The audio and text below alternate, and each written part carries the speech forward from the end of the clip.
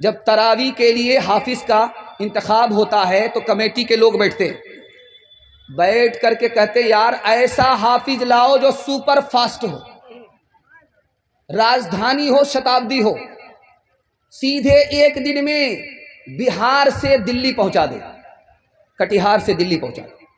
तो जैसी रूह वैसा फरिश्ता।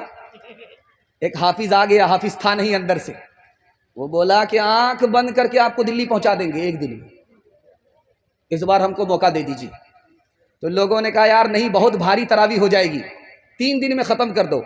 पहला दिन आया 10 पारे हो गए, दूसरा दिन आया 20 पारे हो गए, तीसरा दिन जब आया तो क्या कहता है, मुबारक हो मुबारक हो मुबारक हो, मिठाई बांटो, ख़त्म हो गई।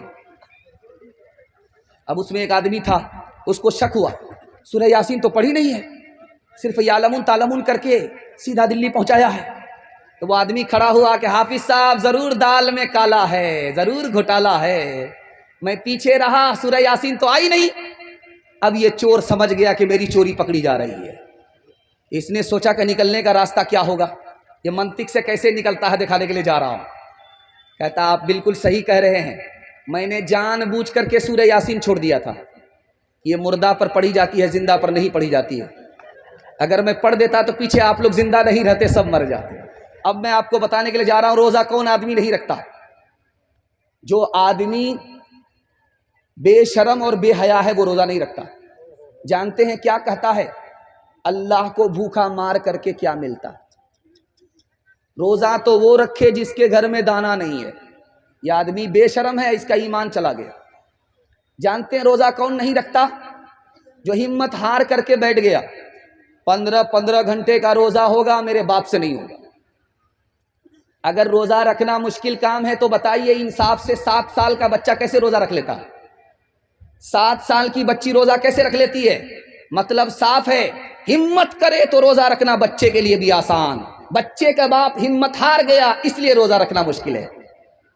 और एक आदमी बड़ा होशियार होता है, जब शाबान का महीना खत्म होने वाला होता, एक पोटरी दवाई लेकर के बैठ जाता है। इधर से समझी आए क्या कीजिएगा, मैं तो बीमार हूं, रोजा रखना चाहता था, लेकिन शुगर है, प्रेशर है, ये है वो है, सारा धोखा दुनिया से चलेगा, अल्लाह को कोई धोखा दे नहीं सकता। एक आदमी था, बीवी बाल बच्चे से कहता था मैं रोजे से हूं, फुलौरी बना लो, पकौड़ी बना लो, ये बना लो, वो बना लो। अब बीवी हैरत में है कि फरमाइश कितनी कर रहा है, रोजा रखता भी है कि नहीं। तो घोटाला करता था, घर वाले को बताता कि मैं रोजे से हूं, लेकिन रोजा रखता नहीं था। जब उसको भूख लगती थी, प्यास लगती थी, लुंगी लेकर के दरिया में जाता था, डुबकी मारता था, मुंह खोल करके जी भर के पानी पी लेता था, ऊपर आकर के दस्तरखान पर बैठ जाता था, फरमाइशी पकौड़ी खा रहा है, फरमाइशी पूड़ी खा रहा है। 99 दिन चोर के, 1 दिन कोतवाल का। जैसे ही भूख लगी, प्यास लगी, दरिया में आकर के डुबकी मारी, मुंह खोला, टिंगड़ो मछली मुंह में घुस गई। एक कांटा ऊपर, दूसरा कांटा नीचे, मुंह बा दिया। अब डॉक्टर के पास जब लाया गया तो डॉक्टर भी सर पकड़ करके बैठ गया, भाई कच्ची मछली मुंह में, कांटा ऊपर कांटा नीचे, बात क्या है? तब समझ में आया कि ऊपर से फीट फाट था, नीचे से मकामा घाट था। और एक तमाशा दिखाने के लिए जा रहा हूं, आपको सुन करके बड़ी हैरत होगी। एक आदमी 24 घंटा इबादत में रहता है रमजान के महीने में। वो कौन आदमी है जानते हैं आप? रोजा रखने वाला? ऐसा नहीं, जो एतकाफ में बैठा हुआ है वो 24 घंटा इबादत में रहता है।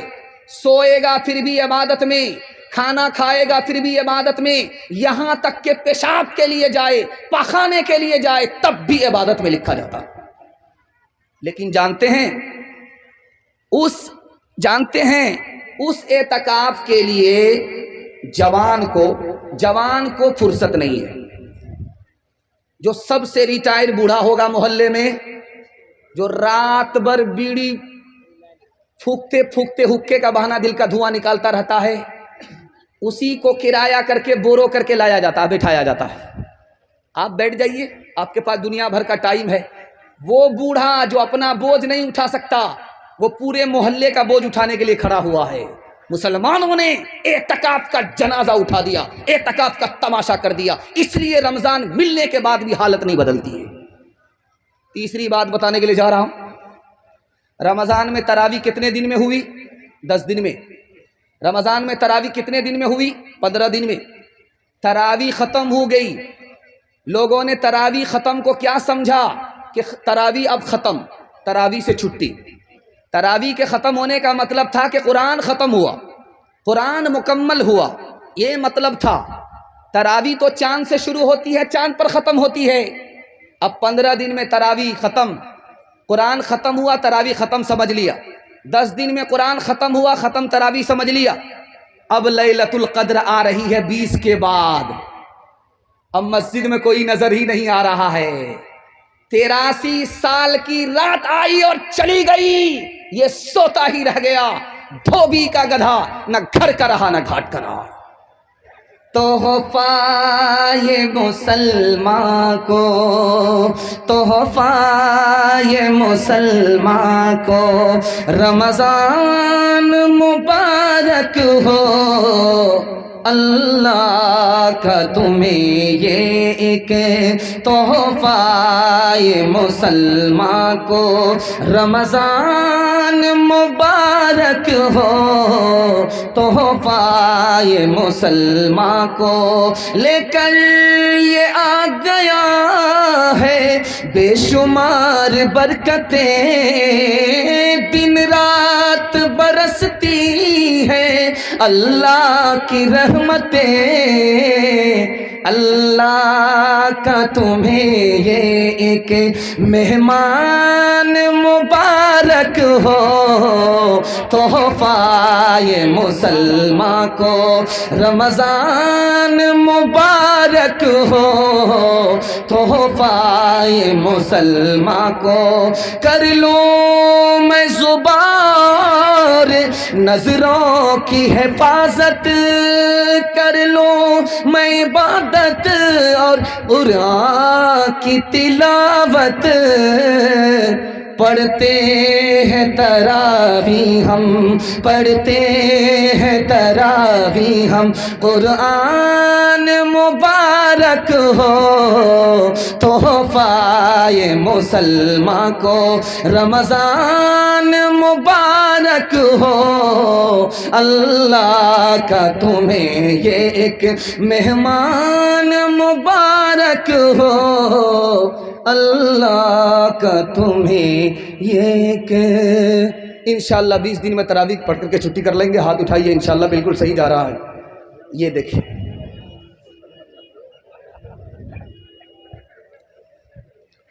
दूसरा पैगाम आपकी खिदमत में दुनिया और आखिरत के हवाले से लेकर के आ रहा हूँ, और 2-3 मिनट में गुजर जाएगा और बहुत ध्यान से आप सुन लेंगे, मैं कामयाब हो जाऊंगा। आपका इतना अच्छा जलसा है कि दिल खुश हो जाता है और दिल से दुआ निकलती है, अल्लाह आपकी हर मुश्किल को आसान फरमाए। ध्यान से सुनिएगा, बहुत जल्दी से निकल जाएगा। एक बहुत बड़े आलिम थे, उनका नाम था मिर्ज़ा मजहर जाने जाना। औरंगज़ेब रहमतुल्लाह अलैह के दौर के आलिम थे, किराए के मकान में रहते थे, अपना मकान नहीं था। पूछा कि हजरत किराए के मकान में रहते हो, अपना मकान नहीं? तो कहने लगे कि मौत के बाद अपना मकान, किराया का मकान, दोनों बराबर हो जाता है, दोनों से निकलना पड़ता। दूसरी मिसाल आ रही है, बहुत ध्यान से इसको सुनिएगा। एक आदमी मकनहा के बिल्कुल नुक्कर पर खड़ा था, उससे किसी ने पूछा कि जलसा कहाँ हो रहा है, आबादी कहाँ है, जलसा कहाँ हो रहा है? तो उसने कहा कि सीधा आप दायां लीजिए, दायां से बायां लीजिए और आगे आबादी ही है। तो वो जैसे ही दायां लेकर के बायां गया, सामने देखा तो कब्रिस्तान है। सर पकड़ करके बैठ गया कि ये कैसा बेवकूफ़ आदमी है। मैंने बस्ती पूछा, आबादी पूछा, मकान पूछा, कहाँ लोग रहते हैं, जलसा वहाँ सुनने के लिए जाना था, ये हमें कब्रिस्तान भेज रहा है, जिंदगी में कब्रिस्तान भेज रहा है। वो पलट करके आया कि तुम कितने बड़े बेवकूफ़ आदमी हो, आने वाले मेहमान को धोखा देते हो। मैंने तुम्हें पूछा था कि जलसा कहाँ है, आबादी कहाँ है, तूने मुझे कब्रिस्तान भेज दिया। कहा मैंने गलत जगह नहीं भेजा, आबादी वही है, मैंने वहाँ सबको पहुँचते हुए देखा है, लेकिन वहाँ से किसी को कहीं जाते हुए नहीं देखा है, आबादी तो उसी का नाम है। तीसरा नमूना आपकी खिदमत में लेकर के आ रहा हूँ। आदमी मकान 4 मकसद से बनाता है। 3 मकसद तो गलत है, एक मकसद सही है। 3 मकसद सही है, एक मकसद गलत है। पहला मकसद क्या है? मकान बनाएंगे, सर छुपाने की जगह मिल जाएगी, यह मकसद सही है। मकान बनाया है, सर्दी गर्मी से बच जाएंगे, यह मकसद भी सही है। मकान बनाया है, दिल को सुकून मिलेगा, दिल से तकलीफ निकल जाएगी, यह मकसद भी सही है। मकान बनाया है कि दूसरा तारीफ करे, मकान बनाने पर भी गुनहगार होगा। हर मकान के अंदर 2 ऐब है। जितना खूबसूरत मकान आप बना लीजिए, खुदा के वास्ते इसको ध्यान से सुनिएगा, आपकी तरक्की को कोई रोक नहीं सकेगा। दुनिया का सबसे बदतरीन पैसा वो है जो मकान में लगता है। मकान में आप ज्यादा पैसा मत लगाइए। गारा मिट्टी में जो पैसा चला गया वो पानी में चला गया। तिजारत में पैसा लगाते तो माल माल को खींचता, पैसे को खींचता। आपने मकान में कमर तोड़ पैसा लगा दिया। दुनिया का सबसे बड़े बेवकूफ इंसान आप है।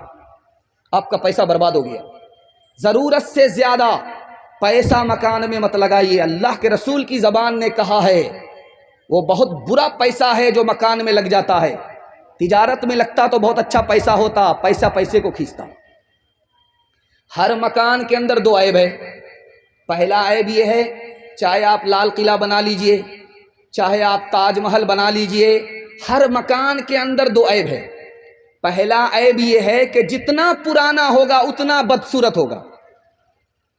देखिए, परदादा ने मकान बनाया था, ऐसा लग रहा कि मकबरा बन रहा है। आदमी खड़ा हो ही नहीं सकता, झुक करके जाना पड़ता है। पोते ने हटा करके फेंक दिया, शीश महल बना रहा है। इसलिए अपने लिए तो मकान बनाइए, पोते के लिए मत मकान बनाइए, क्योंकि पोता आपके मकान को पसंद नहीं करेगा। वो मकान खराब हो जाएगा, बदसूरत हो जाएगा। दूसरा ऐब दिखाने के लिए जा रहा हूं। कितना ही पैसा आप मकान में लगाइए, कमर तोड़ पैसा लगाइए, लेकिन जानते हैं मकान को आपको छोड़ना पड़ेगा या मकान आपको छोड़ देगा। दूसरा ऐब है, मकान बनाना है तो पहले पैसा वहां भेज दीजिए, मरने में आपको डर नहीं लगेगा।